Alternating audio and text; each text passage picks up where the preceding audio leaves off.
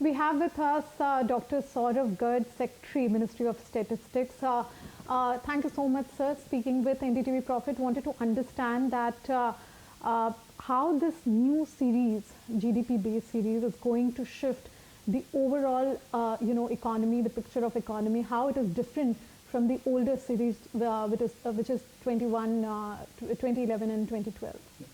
So there are 2 or 3 major differences between the present series and the old one.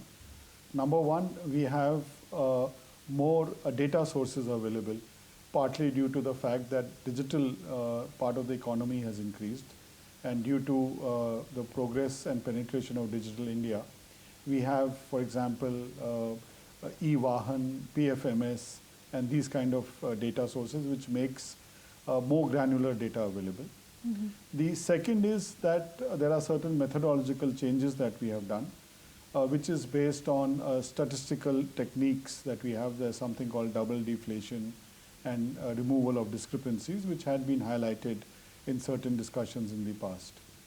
And the third is that GST has been introduced, which gives us much better estimates of, and in fact, real-time estimates of what is happening in the economy. Mm. Because of all these and international changes in classifications and definitions, all of these get incorporated, which is helping us to produce much more robust and more accurate data, and which is also more granular in nature. Mm.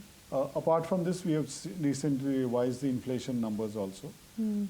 And because of that and the earlier series, we are able to have inflation numbers at an item level or at a subgroup level, which allows us to deflate, as it is called, from the nominal to the real with much more granular inflation numbers. Mm-hmm. But effectively, all this combined makes the new series more robust and even more accurate.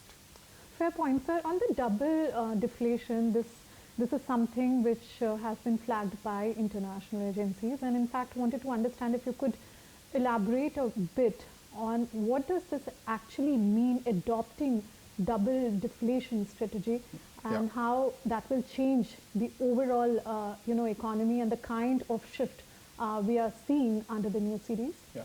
So in double deflation, which is especially relevant for the manufacturing sector, there are a number of items which act as inputs. For example, if you take a car, you have steel, you have composites, and a whole lot of other components.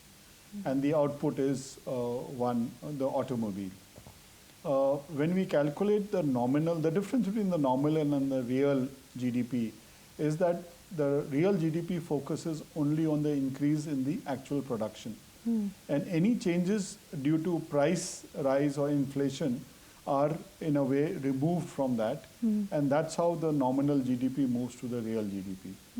When we are doing double deflation, we look at the prices of the inputs separately, we look at the prices of the outputs separately, and we deflate them, use the price inflation of both the inputs separately and price of the outputs separately, and then calculate the actual change in production that has happened, or the revenue change which is due to production.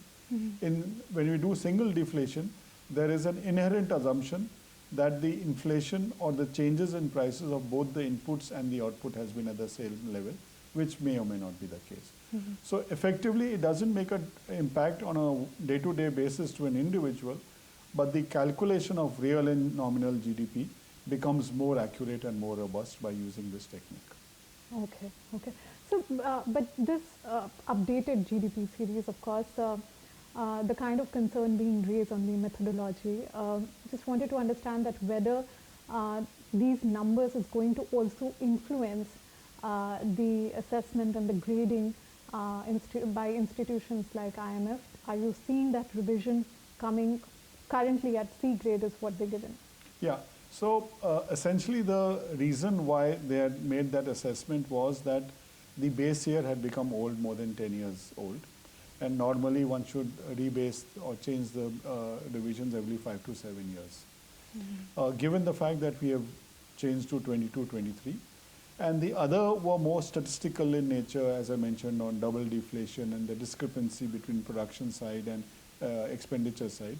So all those issues have been taken care of. So I'm sure they will reassess their when they review the grades. So just wanted to understand that with this, new revision, a lot of the numbers which was, under old series, for example, your FY24 number, FY25, and so on and so forth, have also seen the relevant changes. Some, of course, most of them had kind of come out with a positive, upgrade, but some of those also seen, that it has actually come down from the earlier projection.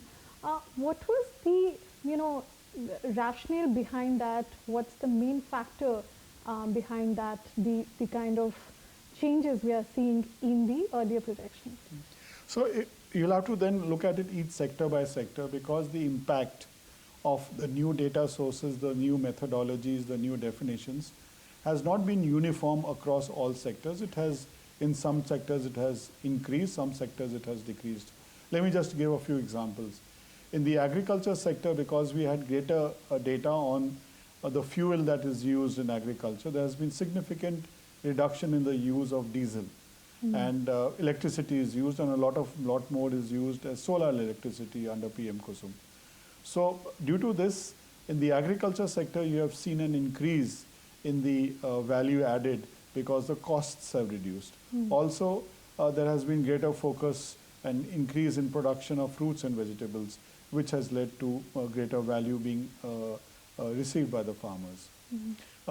In some of the manufacturing sectors, because of the statistical methods of double deflation, the increase in production has been more accurately captured, and therefore there has been increase. In the informal sector, in certain areas, because now we have an annual survey of the unincorporated sector enterprises and granular data of employment available, some of the areas there has been a correction of the value add, and they have seen a reduction.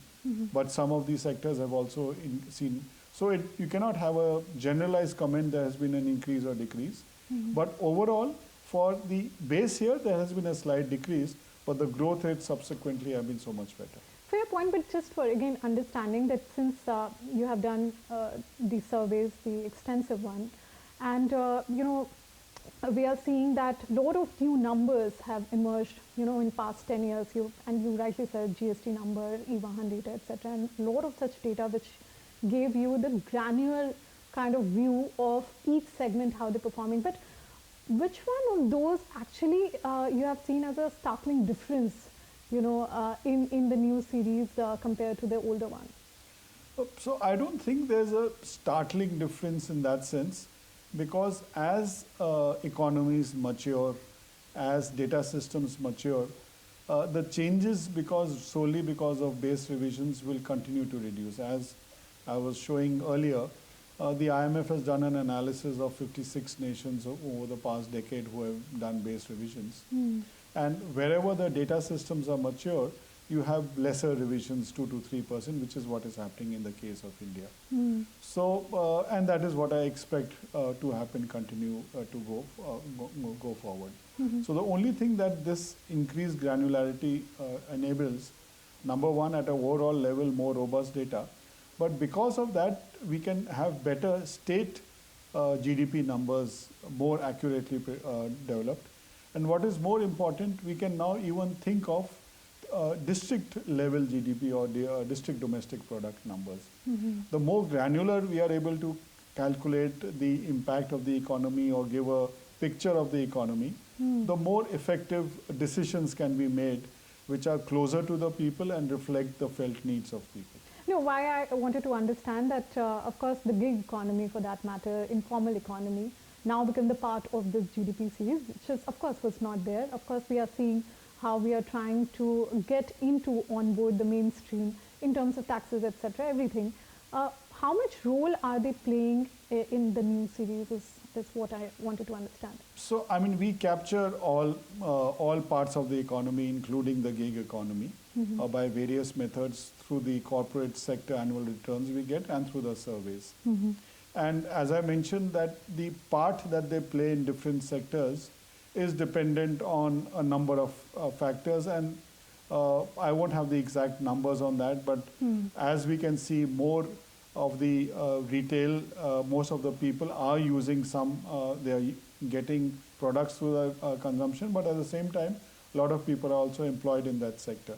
So it depends on how you look at the economy, but and that will those factors are totally different from actually the way we calculate the numbers. Okay, fair point. Last two questions, sir. One is, what's your assessment on the overall economy? Of course, we've seen CE speaking on upgrading the numbers for FY27 estimates from to now 7.2, 7.4%, if I'm not mistaken, from earlier 6.8 to 7.2%. So what's your overall assessment under this new series? So if you look at the last 3 years' growth, it has been consistently more than 7%. 7.2 in 23-24, 7.1 in 24-25, and 7.6 in 25-26. So a more than 7% growth is extremely healthy, and the nominal growth is in the region of 9 to 10%. So going forward, I think we are the fastest growing economy right now, and I don't see that changing in the near future in any case. Okay. Last question, sir, on the point that are you planning to revise the timeline for frequency of GDP revision? So the international norm is to do it every 5 years or so, and we hope to do that. I think this time it would have been done earlier, but just that COVID came in the middle, and that led to some delays. So barring any unforeseen circumstances, we expect it to be done in 5 years or so. Okay, but 5 years would be slightly more challenging in compared to 10 years, because in 10 years you have a lot of things which change, because we are talking about 1 decade, but 5 years is a shorter timeline in yes, so one can expect lesser changes in that. But as it always happens, data sources keep improving, technology changes, and it's always better to have an up-to-date picture of the structure of the economy. And given the fast-changing the changes that we are seeing in different aspects, it's better to try and be updated as fast as possible. Just that I'm curious, because it's all about AI these days. So will that be also the part of your, whenever you have your revision, maybe after 5 years? I must say that we already use AI tools even now in our collection methods, in our data processing methods, in our analysis and analytics that we have. How people are actually using it? Yes, obviously. We keep tracking what is the use of the digital tools that are available, what is the proportion of the digital economy, and I'm sure that will only increase given the more tools that will be available, and that's something we track on a regular basis.